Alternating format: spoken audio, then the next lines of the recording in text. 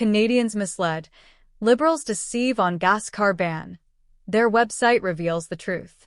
A political firestorm has engulfed Parliament as the Liberal government faces mounting accusations of misleading Canadians about its aggressive zero-emission vehicle mandate.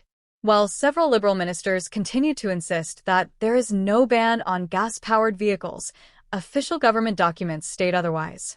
According to federal policy, by 2035, 100% of new light-duty vehicles sold in Canada must be zero-emission. This has ignited a fierce response from Conservative leader Andrew Scheer, who says the Liberals are trying to quietly impose a sweeping ban while publicly denying its existence.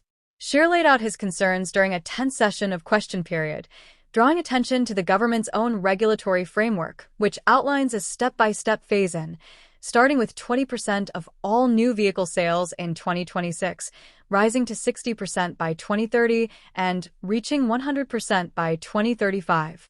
Though the Liberals refused to use the word ban, Scheer emphasized that this mandate effectively prohibits the sale of new gas-powered cars within a decade. Once automakers are legally prevented from offering internal combustion engine vehicles, he argued, consumer choice vanishes entirely. One of the most immediate effects, Scheer noted, is a sharp increase in vehicle prices. According to current market data, the average price of a new car in Canada now exceeds $67,000, while used vehicles average around $40,000. These numbers have risen dramatically in recent years, with Conservatives pointing to the looming mandate and inflationary Liberal policies as key drivers. Compliance with EV regulations, including sourcing materials, battery costs, and infrastructure upgrades, can add up to $20,000 per vehicle. For middle-class and working-class families, this is not sustainable. Beyond affordability, the debate is now shadowed by ethical concerns. Scheer and other Conservative MPs have demanded transparency from Prime Minister Mark Carney regarding his past involvement with Brookfield Asset Management. Brookfield is a major investor in electric vehicle infrastructure, battery production, and related industries. While Carney no longer officially serves in an executive role, critics worry that his proximity to Brookfield, both professionally and ideologically, raises red flags. They are calling on him to disclose any remaining ties or conflicts of interest. Despite these mounting concerns, Liberal ministers have continued to reject the accusation that the mandate amounts to a gas car ban. House Leader Stephen McKinnon attempted to downplay the controversy, stating Canadians can still buy snowmobiles and diesel trucks. But such comments were mocked by opposition MPs and critics alike, who pointed out that the average Canadian family doesn't rely on recreational vehicles to commute to work or drive their kids to school. They accused McKinnon and his colleagues of being out of touch with the practical needs of everyday Canadians. The real turning point came when Conservative MPs cited the federal government's own website and official policy documents. There, in plain language, the phase-in targets and 2035 deadline are laid out in detail, with no ambiguity. In fact, the Liberal Party platform even boasts about accelerating the EV transition.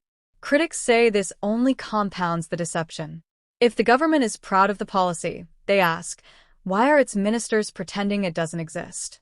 This disconnect, they argue, isn't just a communications failure, it's deliberate political manipulation.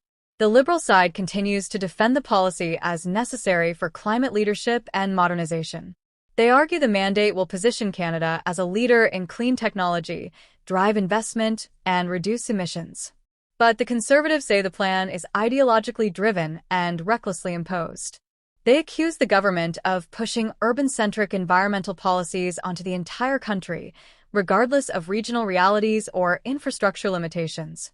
In many rural and remote communities, EV adoption remains impractical due to limited charging stations, extreme weather, and long travel distances.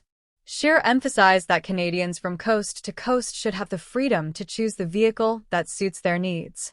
He argued that EVs may be suitable for some urban drivers, but many Canadians still rely on internal combustion engines for affordability, reliability, and performance in harsh conditions. Scheer warned that a one-size-fits-all mandate from Ottawa would punish ordinary Canadians while doing little to meaningfully reduce global emissions. Instead, he called for a technology-neutral approach, where innovation is encouraged through incentives, not restrictions. The economic implications are also enormous. The Canadian auto sector employs hundreds of thousands of workers, many of whom are involved in traditional vehicle manufacturing. Analysts have warned that the transition to electric vehicles could result in tens of thousands of job losses if not managed properly. Parts suppliers, service garages, and assembly workers are all at risk. Without a robust transition plan, including retraining and economic supports, entire communities could be devastated by job displacement. Adding fuel to the fire, Scheer accused the Liberals of political gamesmanship by pushing the full implementation of the mandate beyond the next election cycle. The 2035 deadline may seem distant, but the first enforcement stage begins in 2026. Scheer argued this timeline was calculated to avoid immediate political fallout while embedding the policy too deeply to be easily reversed later.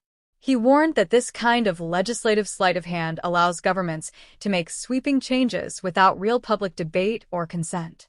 Public frustration is building as the gap between government messaging and policy reality becomes impossible to ignore.